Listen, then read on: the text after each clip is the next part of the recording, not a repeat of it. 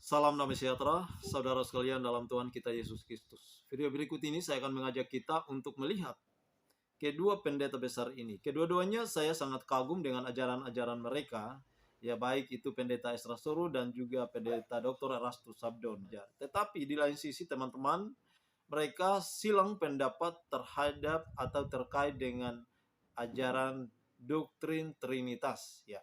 Nah, di sini kita akan melihat sanggahan pendeta Ezra Soru terhadap pengajaran Dr. Erastus Sabdono yang mengatakan bahwa Yesus 2 kali mati, ya. Nah, apakah ini akan membuka mata hati pikiran kita untuk melihat apakah Yesus benar-benar 2 kali mati atau tidak? Dan apa yang dijelaskan oleh pendeta Ezra Soru apakah benar atau tidak? Pendeta Ezra Soru akan menanggapi dan membantah semuanya. Karena memang kedua pendeta ini memang silang pendapat ataupun beda pemahaman mereka terhadap kristologi atau tunggalan Allah. Ya, kita melihat bahwa pendeta Erastus Sabdono memang beberapa hari yang lalu, minggu yang lalu, memang statementnya, pengajarannya sudah sangat viral terkait dengan mengatakan bahwa Yesus bukan juru selamat, Yesus bukan Yahweh. Dan kalau kita menyimpulkan secara ringkas saja bahwa pemikiran Dr. Erastus Sabdono ini tidak jauh beda dengan ajaran-ajaran saksi Yahweh, menyamakan ya kemanusiaan Yesus sebagai manusia sempurna yang hanya tunduk kepada kehendak Allah Bapa. Dan tidak penting kita berbicara bahwa Yesus adalah Allah. Kira-kira seperti itu teman-teman. Nah, oleh karena itu saya akan mengajak kita simak dulu kedua pendeta ini, apa yang mereka bahas di dalam video berikut ini. Menyanggah ajaran Erastus Sabdono tentang Yesus sebagai Theos dan Hotheos. Banyak sekali mereka marah pada saya. Lalu dia mengajarkan tentang, Erastus Sabdono mengajarkan tentang Major God and Minor God. Allah mayor dan Allah minor. Allah Bapa itu Allah mayor dan Yesus Kristus Allah minor. Itu bukan cuma salah, itu sesat. Itu ajaran saksi Yehova. Tapi berapa pengikut dia? Banyak sekali. Dan saudara-saudara, bahkan saya tidak habis pikir, Erastus bisa mengajarkan bahwa Yesus mati 2 kali. Pertama, dia mati sebelum dia jadi manusia. Karena dia dibunuh oleh Allah Bapa. Dan mati yang kedua, mati di atas kayu salib. Saya kasih kutipan dari bukunya langsung.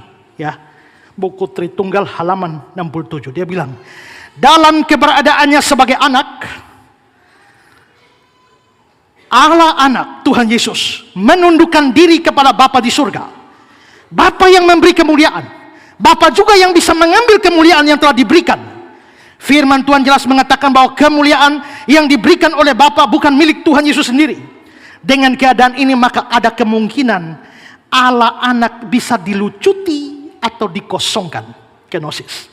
Dengan kalimat lain yang tidak enak didengar adalah dibunuh. Sama seperti kalau manusia dihilangkan nyawanya, maka tinggal rohnya. Demikian pula Allah anak dibunuh, yang ditransplantasikan pada rahim Maria. Allah anak tidak pernah menjadi roh saja tanpa dibunuh oleh Allah Bapa. Dalam hal ini Allah anak benar-benar kehilangan semua kesadaran. Dalam segala hal yang disamakan dengan manusia, dilahirkan ke bumi dengan proses seperti halnya manusia dilahirkan. Jadi dia menafsirkan istilah kata kenosis. Yesus Kristus yang walaupun dalam rupa Allah tidak menganggap kesetaraan dengan Allah sebagai milik yang harus dipertahankan, melainkan telah mengosongkan dirinya. Itu kata Yunani adalah kenoo, dan dari kenoo itu turun kata kenosis, bahwa Yesus mengosongkan diri.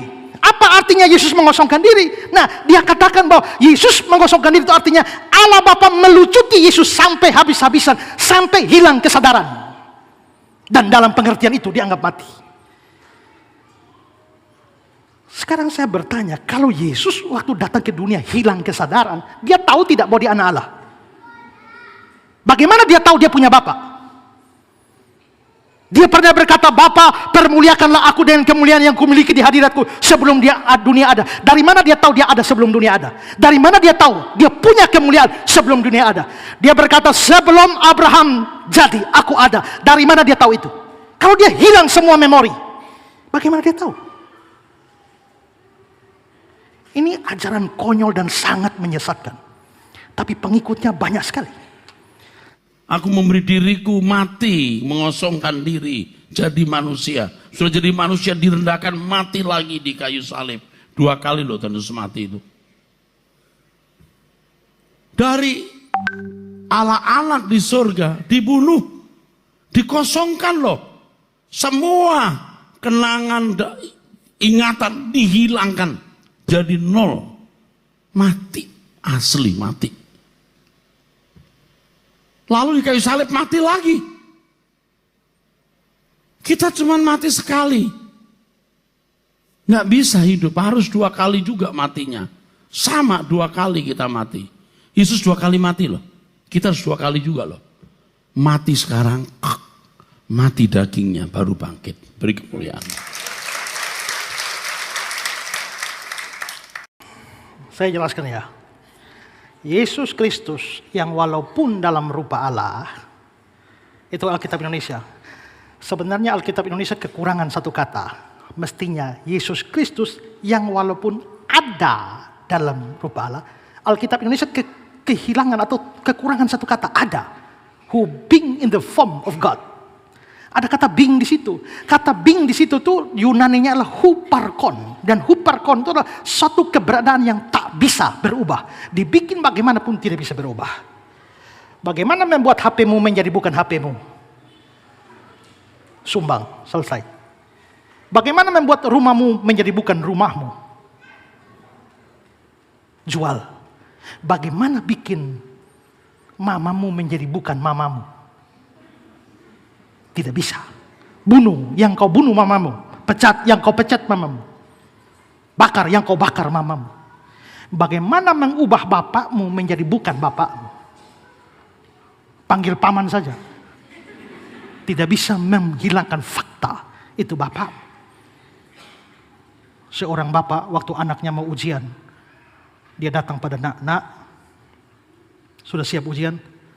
Ya, papa minta nilaimu tidak boleh di bawah 7. Kalau sampai nilaimu di bawah 7, jangan lagi panggil aku papamu. Ini anak stres, tiap hari terngiang-ngiang. Kalau di bawah 7, itu bukan papamu loh, jangan panggil papa. Di bawah 7, jangan panggil papa. Di bawah 7, jangan panggil papa. Sampai akhirnya ujian. Begitu ujian, papanya tanya, bagaimana hasilnya nak? Dia bilang, kacau bro. Kacau bro. Artinya pasti di bawah 7. Dan dia panggil papanya dengan bro, kacau bro. Apakah dengan panggil bro membuat papanya menjadi bukan papanya? Tidak. Biarpun dia labeli bro, tapi tetap itu papa. Yesus itu ada, Yesus itu hupargon Allah. Berarti dia tidak bisa stop jadi Allah. Kedua, Yesus itu ada dalam rupa Allah. Dalam bahasa Yunani, kata rupa itu ada 2. Pertama namanya skema, kedua namanya morfe. Skema itu artinya rupa yang bisa berubah. Badanku dulu tak begini, artinya itu skemanya. Dulu kurus kering, sekarang gemuk basah. Itu artinya skema berubah. Tapi morfenya tidak, karena yang kurus kering itu adalah Esra yang sama, yang sekarang gemuk basah, yang berdiri di muka kamu. Berarti skema berubah, morfe tidak. Yesus itu lahir tuh jadi anak kecil, bayi, belajar merangkak, belajar jalan, sampai jadi remaja, pemuda. Skemanya berubah. Tapi morfenya tidak. Berarti morfe keberadaan yang tak berubah. Skema rupa yang berubah, morfe rupa yang tak berubah.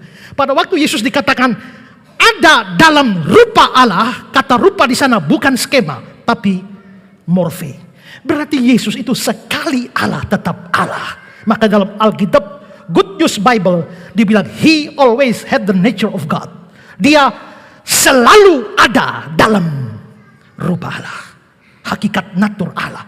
Jadi Yesus itu Allah dilucuti bagaimana dihabiskan semua. Sampai ingatan-ingatan hilang seperti kata Erastus itu. Ini ajaran menyesatkan. Nah terus apa artinya Yesus mengosongkan diri? Mengosongkan diri itu bukan berarti hilang Allahnya habis semua. Semua keberadaannya, sifat Allahnya natural tetap ada. Mengosongkan diri artinya waktu dia jadi manusia, dia rela tidak pakai semua itu demi memudahkan hidupnya. Dia maha hadir, dia bisa hadir di mana, tapi dia tidak pakai. Makanya jalan capek-capek, naik perahu, pinjam keledai. Dia maha tahu, tapi dia tidak pakai itu. Maka dia bilang tentang hari dan saat itu tidak ada orang tahu. Dia maha semuanya. Berarti Yesus itu dikosongkan, direndahkan. Bukan dengan mengambil sesuatu dari dirinya, tapi menambahkan sesuatu. Dia mengosongkan diri, bukan kehilangan Allah, tapi ketambahan manusianya. Maka kenosis itu bukan berarti Yesus kehilangan sesuatu, tapi Yesus ketambahan sesuatu. Ketambahan sesuatu yang buruk, yakni hakikat manusia. Itu makna dari kenosis. Tapi ini orang mengartikan Yesus dibunuh oleh Bapa, dikosongkan, dilucuti, dihabis-habiskan sampai tidak punya kenangan sama sekali. Dan ada begitu banyak orang bodoh. Haleluya.